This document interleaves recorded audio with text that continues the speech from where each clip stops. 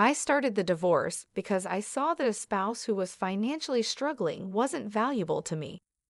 My world was turned upside down when, on a business trip, my husband suddenly told me he wanted a divorce and that he was already married to his lover. To make things worse, he accused me of marrying him just for his money and demanded that I give up any rights to our property. Facing my indifferent husband, who had always looked down on me since we got married, led to his complete downfall. My name is Lisa. I'm 40 years old. I was raised by a single mother after my father died when I was in kindergarten. Despite the financial hardships, we found happiness as a family of 3. Even now, with a decent job and salary, I still live frugally because of my upbringing. I married Larry, a wealthy man I met through a friend. I was drawn to his kindness and the new possibilities he introduced to me. After we got married, our different views on money and gender roles became clear. Larry imagined a traditional home where I would stay at home, but I was committed to my career and staying financially independent. Before we married, Larry suggested I become a housewife, assuming I would accept traditional roles. However, I made it clear I wanted to keep working until we had kids, pointing out the financial advantages. I managed to convince him, but the reality of balancing work and home responsibilities was hard. Even though I worked full-time, I still had to do all the house chores, leaving us little time together. Meanwhile, Larry, sticking to a traditional husband's role, did nothing at home. He just enjoyed his dinner and relaxed when he got home. Trying to balance work and home life strained our relationship and made me wonder if this was really what marriage was supposed to be like. I was afraid to tell Larry how unhappy I was because I thought he might make me quit my job, even though he didn't help at home. I hoped that having children might improve our relationship, but we were becoming more distant, making me doubt we could start a family. Feeling it was urgent to talk about this, I approached Larry. "Hey, we should think about having kids, right?" I said. "Kids? You're pretty energetic for someone tired from work and chores," he replied. "It's not about that. I want to have children. We haven't been married long, but I'm already over 32. Women can only have children for a certain time, and it's getting harder for me to conceive as I get older. It's almost too late. But we don't need kids. If we have one, you'll expect me to help, right? You know I'm busy with work and won't help with raising children. Isn't it strange to say you won't help with child rearing even before they're born? I plan to raise them alone, but shouldn't you at least want to help? It's your child too. Child rearing is your job. I'm working to support the family, so I definitely won't help with the kids. You'll just complain that I don't help, making me the bad guy. You must have been taught to be poor and have lots of kids since you were born. We're not poor. We don't need kids. End of discussion. Larry abruptly ended the conversation and went to his room. Alone in the living room, I broke down in tears. My desire for children was not only rejected, but he also mocked my upbringing. After this, our relationship got worse quickly. We barely talked, and the hope of having children faded as I continued to balance work and home duties. Taking on significant projects at work, I found myself growing more distant from Larry. One day, as I told him about an upcoming business trip, his unexpected kindness caught me off guard. He wished me well and hinted at a big surprise when I returned. Despite having given up on him, his smile made me hope. But my hope was crushed when I came back. The front door wouldn't open. Larry had changed the locks. His first surprise was announcing our divorce. He claimed to have faked my signature and filed the papers with a friend as a witness. Inside, he handed me a document to sign, giving up my rights to any property division and protesting the false accusations. I insisted that we both give up our rights to any property, and I wanted this to be a public agreement. Larry stubbornly argued and revised the document on his computer, leading to a tense argument as I left the house. He kept mocking me for being poor and even thought about throwing out my things. A few days later, Larry called me in a panic. What did you do? He asked. I haven't done anything. Why are you panicking? I have many questions. First, I was told to leave the apartment. Oh, you were still living there. That's not allowed. It's a new month. You're trespassing. Trespassing? But it's my house. Are you okay? Did you forget it was a company apartment I rented? I was the leaseholder, so naturally, you can't live there anymore. That's ridiculous. How could you do this? I can't believe you didn't know. I'm not the one who should be accused here. Didn't I tell you that you can't just change the locks of a rental apartment? It's my house. I can change the locks if I want.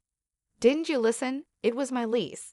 And even if you were the leaseholder, the owner is the apartment manager. You can't change the locks without telling them. Is that so?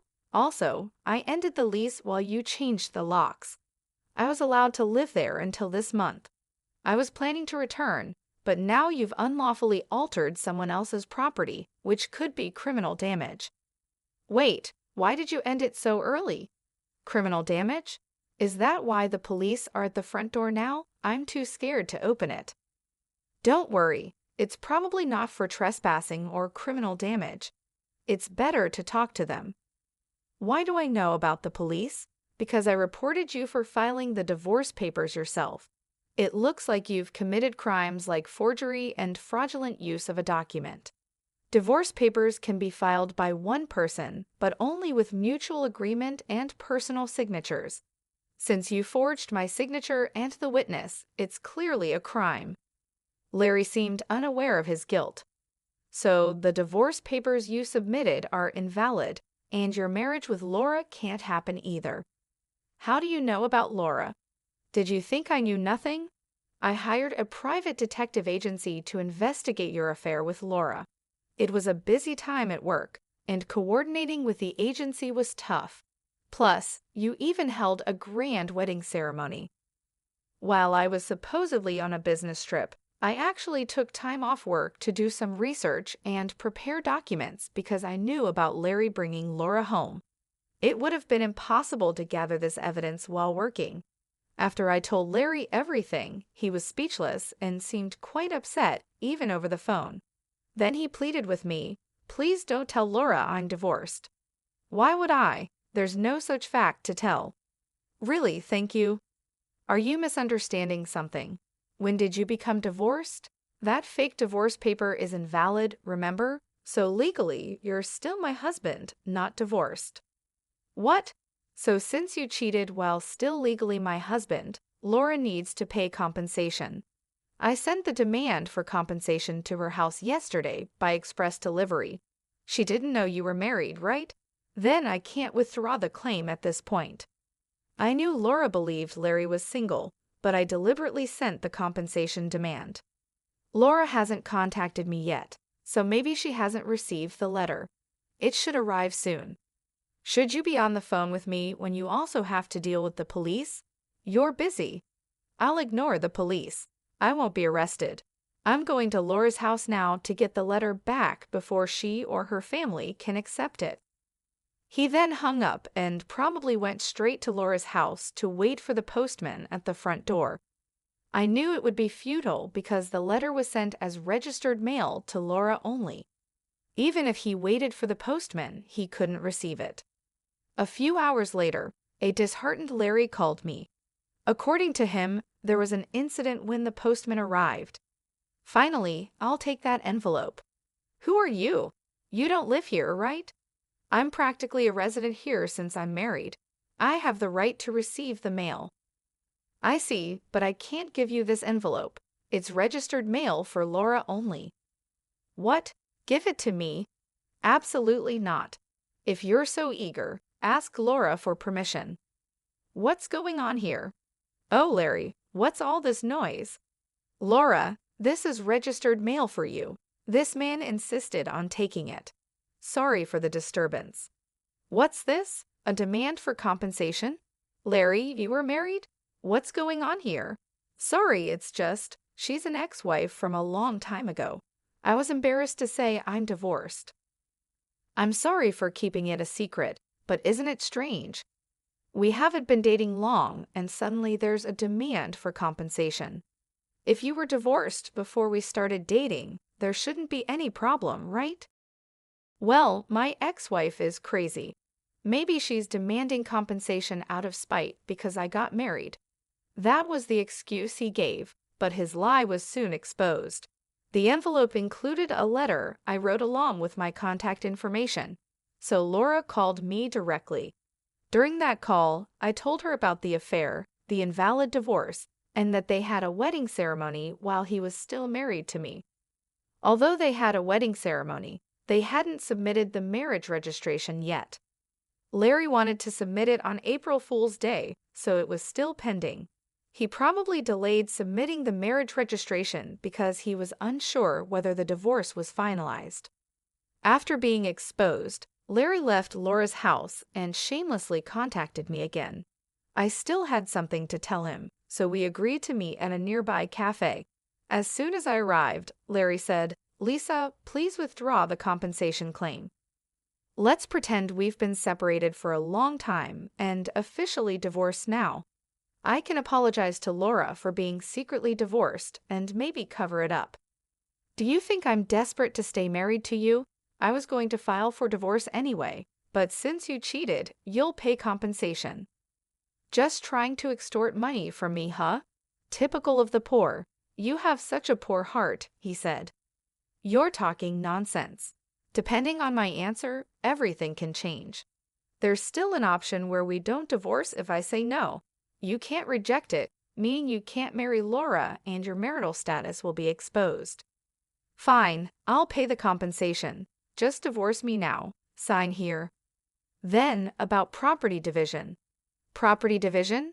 How much more do you want to take from me? Compensation should be enough. Remember, we agreed to waive property division, right? So let's make it official. All right, you're not as bad as I thought. Thank you. We then went to a public notary, made a public document for compensation and property division, and then to the city hall to submit the divorce papers, finalizing our divorce. Relieved, I exchanged final words with Larry. Glad we don't have to divide property. What are you saying? I'm the one who benefits from that. By the way, do you even have assets after paying me compensation? Laura will also claim damages. She mentioned charging you for the wedding expenses. That's impossible. I'm marrying Laura. She can't claim that we're divorced now, so there should be no problem. Still living in a fantasy, huh? You committed marriage fraud. You had a wedding while still married. Do you think Laura still believes you? Marriage fraud. That's ridiculous. Laura will believe me. Believe that if you want. I heard from Laura directly. Also, weren't the guests at your wedding paid actors? You still owe them, you know. You know about that? I haven't paid them yet. What does it matter to you? You could have just taken property division and been better off. That's what I wanted to tell you. Even if we had divided property, you would have benefited more. What are you talking about, poor woman? Your family is poor and you only make $230,000 a year, right? Even if you got a raise, it would be barely $30,000. You don't have any property. You keep calling me poor, so I thought you might be mistaken. Yes, my salary is indeed $145,000, but you know I work for a foreign company, right? It seems you have no interest in me, but I became a director of the American branch. It's not $145,000 per year, but per month. $170,000 per month, so that's an annual income of $2.5 million. You're still bad with numbers. How do you manage to keep a job? It's $2.5 million a year. $2.5 million? That can't be true. Of course, I haven't had the chance to spend such an amount, so I've been saving it for the future. The savings from before our marriage aren't part of the property division, but there's still a considerable amount since our marriage. So I could have received half of that in the property division. You were my wife after all. I'll get the divorce papers corrected. Are you okay? After all the contempt, you think I'd gladly undo the divorce if you have that much money? You don't need to claim compensation, right? It's just a small amount for you. He who laughs at 1 cent will weep for 1 cent. This compensation is for the mental anguish you caused me. I'd like to claim more, honestly. And since we've made it official, make sure to pay it, even in installments. I'll be penniless. Also, don't go back to that apartment. Your belongings should have been moved to your parents' house by now. You thought I had few belongings, but that was because I had already moved most of them. Were you that indifferent to me? I can have so little, so I have to go back to my parents' house. They don't know anything yet, do they? Let me explain. Don't say anything. I already told them everything. It's only fair to explain why we're divorcing. Oh, and your father said never to step over our threshold again, so I have nowhere to go. He collapsed and I left the cafe. Later, I heard he caused trouble at the police station. Despite my advice, he went back to the apartment. He just sat there aimlessly in the empty apartment until the manager called the police, and he was taken away. I'm not sure if it was for obstructing public duties, trespassing, or the falsified divorce papers. Eventually, his parents took responsibility for him.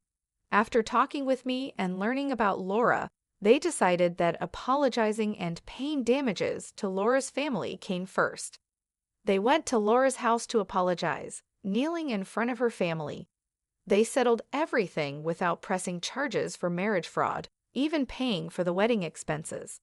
I had expected them to sue, so it was disappointing they didn't. I decided to pursue legal action against him for forging the divorce papers. Larry offered a settlement, but I didn't withdraw the lawsuit. I didn't want him to think everything could be solved with money. I wanted him to be convicted and understand the gravity of his actions, even if it cost time and money. I left everything to my lawyer, so it wasn't too burdensome for me. Even though it took time, Larry, exposed for his actions and the marriage fraud, couldn't stay at his company anymore. After being detained by the police and subsequently absent without leave, he was eventually fired. He ended up living at his parents' home, working all day at a relative's construction company. His father took all his earnings, leaving him with no income. I thought his parents wouldn't abandon him, but they were stricter than I expected. They paid my compensation and Laura's compensation, planning to make him work hard until he repaid everything. He lived in a shed-like place with no electricity, receiving only $10 per day for food, deducted from his salary. They planned to kick him out once he'd repaid everything, a harsh fate. After years of hard work, I was offered a position at the head office abroad, so I moved overseas after the divorce was finalized. I worried that Larry might come to me for help or harbor resentment, but moving abroad alleviated those concerns. Initially, I thought work would be my sole companion for a while, but life took an unexpected turn. I soon found myself in a new relationship. I am now dating a foreign executive at our head office. Things have progressed quickly and I'm pregnant with plans to marry soon. I've shared everything about my past and my ex-husband with him, and he's been incredibly understanding and supportive. We've discussed our future together in depth. I'll be taking maternity leave soon, and we've planned for me to return to work afterward.